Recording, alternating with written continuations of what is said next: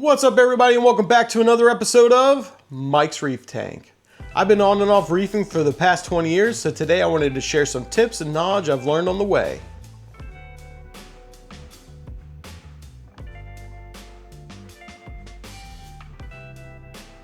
This is not my first reef tank. I've had 6 saltwater tanks over the past 20 years. My first reef tank was in my early 20s. It was a regular old 20-gallon long with a hang on the back filter and a hang on the back protein skimmer. Very basic. What things did I learn from having that tank? Do your research on fish. Do not do things like I did. I put a hippo tank in a 20-gallon tank. Bad idea. Not good for the fish. They need to be in a lot bigger aquarium so they live long and happy lives.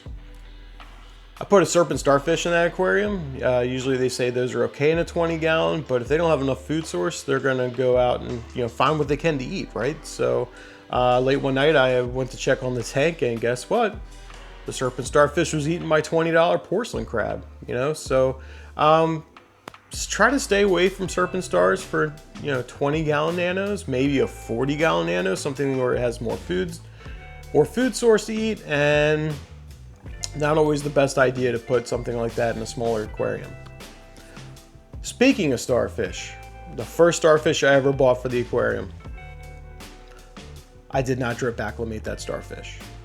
And what did I learn from that? Okay, so if you do not drip acclimate starfish over a long period of time, they're very susceptible to what happened to my tank, which is basically he started to disintegrate in my aquarium.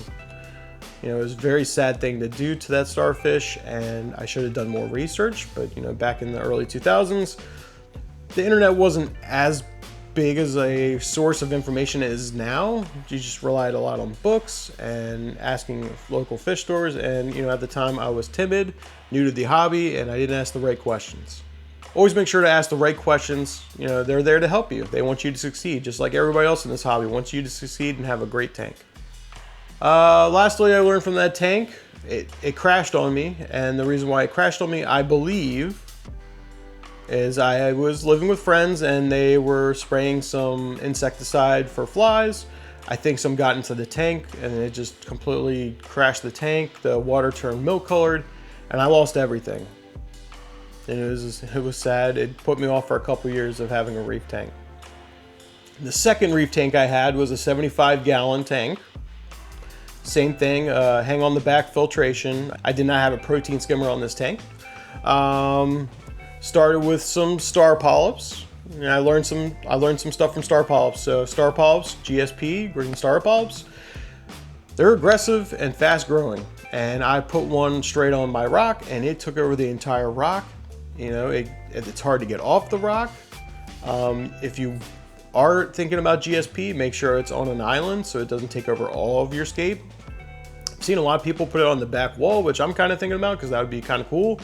And it's a little bit easier on the back wall because it can't adhere as well as it can to rock. Also, I've seen people that have bare bottom tanks and they'll put the green star polyps on there and it's pretty cool. It kind of looks like a meadow. A lot of green grass, but it's actually a coral. It's pretty cool. Other things I learned from that tank. I had an anemone in that tank. I learned a great process to be able to get my clownfish to host that anemone. I fed the anemone raw shrimp, and what that did is while the anemone was trying to eat that shrimp, the clownfish got into that anemone, tried some of that shrimp, and realized, man, this is a pretty cool place to be, and ended up hosting the anemone. So it was pretty cool. And it was a green bubble tip with an Ocellaris clown, which Ocellaris clowns pair very well with the green bubble tip anemones. Oh, speaking of an anemone, something I learned from that tank. Make sure you have a guard, some kind of device that keeps your wave maker power head safe for anemones, because they'll go right up your glass and get sucked up into that propeller and just get shredded. And that happened to me. My tank ended up getting nuked from my anemone deciding to go up inside of my wave maker. So it was another tip I learned about keeping an anemone, is make sure that your power heads are covered so that there's no way that they can get themselves lodged in there. What else I learned from that tank? I learned using Purple Up by Caribsea really helps grow coralline algae. With that tank, I went with dry rock. My first tank I did live rock. Back then it was used a lot and it was not as expensive as it is now. It helps you cycle your tank very fast. But for the 75, I went with Marco rock, the dry man-made rock. And I used like frags from my corals and stuff to help bring coralline algae into the aquarium. And then the Purple Up really helped it excel. Another thing I learned from having the 75-gallon tank is you got to make sure your tank is mature and that there's tons of copepods, amphipods, isopods growing in that aquarium before you add anything like a mandarin dragonet.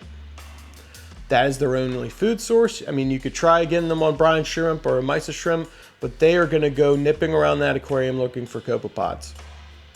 My tank was not established enough. I really love mandarins and I thought, let's try it. And unfortunately, that mandarin fish starved to death. And that was another sad moment in my reef keeping journey. And you know, I learned from that. Do your research, make sure your tank is mature. Don't try to rush things. Make sure you give your tank lots of time to grow. So after the 75-gallon tank, I decided to downgrade and went to a 28-gallon JBJ Nano Cube. I got some footage of that tank I'll put up for you guys so you can take a look at. At one point I had a mated pair of black Australian Ocellaris in there. I had some 6 lines in there, I had some chromis in there, a lot of different kinds of invertebrates. I had clam in there at one point. I tried coral banded shrimp, peppermint shrimp, arrow crabs, tuxedo urchins, and all that kind of stuff in there. And I had some issues with certain things. Arrow crabs.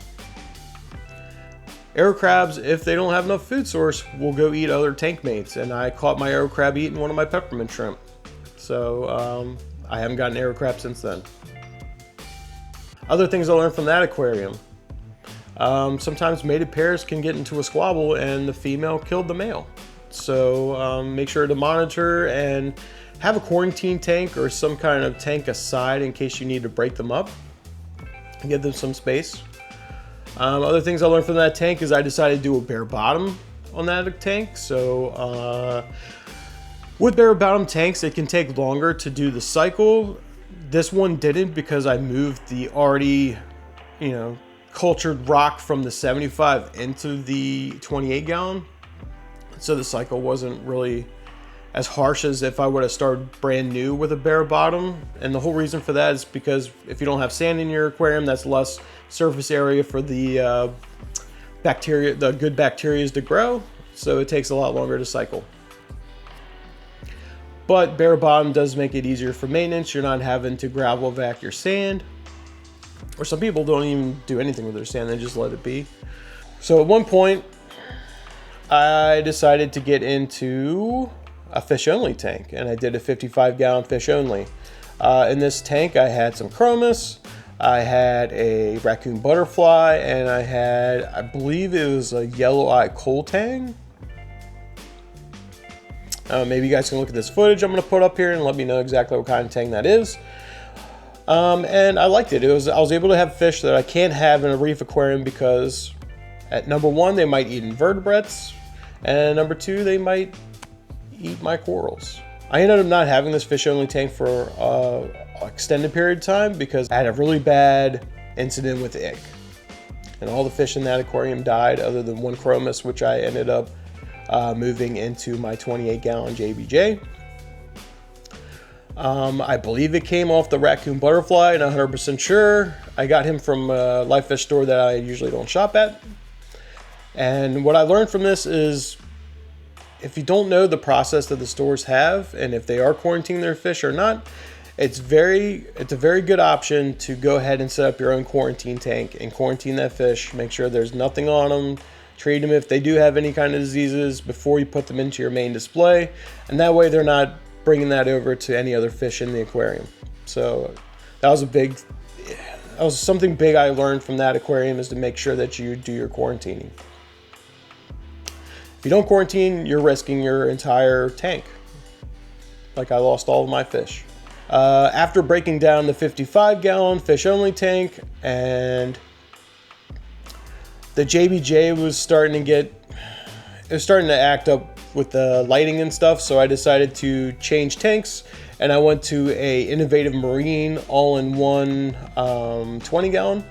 With this tank, things I learned were it's a really good idea to get an RODI system. I was using straight tap water and just using Prime to get rid of the chlorine, and I battled hair algae all the time in that tank. As you can see with the footage I have for this aquarium, it was covered in hair algae all the time. It was a battle. You can also see for this footage that I carried that toaster leather over from the 28-gallon JBJ, and my Ocelos clown thought it was a fun idea to host it. It's pretty cool. Not an enemy, but he hosted it anyway.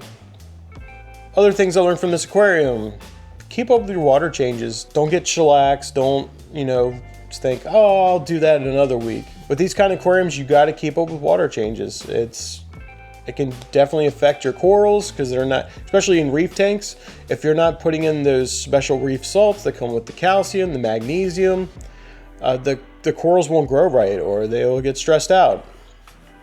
I lost a lot of corals in that tank, and I think that's definitely from not doing my water changes, also being shellaxed with my testing. So with this tank, I've been on it. Things I've learned. Make sure you have a cover on the tank. For a while there, I took the cover off that 20-gallon, and I had some jumpers. I lost a clownfish jumping out of the tank. Any other kind of jumpers that you might have in your aquarium, I got plenty of them. I got blennies, I got clowns, I got a Watchman goby, and all those guys are considered jumpers, so make sure you cover your tank. With this tank I have now, I'm water testing. I'm doing water changes on a weekly basis. I'm putting a lot of care into this tank, and I'm seeing a lot of great results. A little bit of maintenance can save you a lot of headaches. All right, that's gonna do it for today's episode.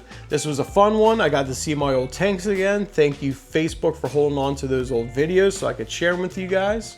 Got to talk about some issues I had, and I've learned from those, and I wouldn't have this tank if I didn't make mistakes. Like every time you go through this, you learn things, and I'm really happy I get to share these experiences with you guys, because I want you guys to do really well with your tanks and have some success. And my whole career has been helping people. So like when I was a pharmacy tech for 12 years, I was helping people live healthier, happier lives. I used to work in a lab doing chemistry testing on raw materials used to make liquid medias for cell cultures. Another thing, those cell cultures end up helping people cure diseases and have healthier, happier lives. So I'm really enjoying doing this. I hope you guys are enjoying the content. If you are, please comment down below. Tell me any kind of mistakes you guys made or any successes you've had. Success is awesome. Hit the like button, subscribe, and as always, happy reefing.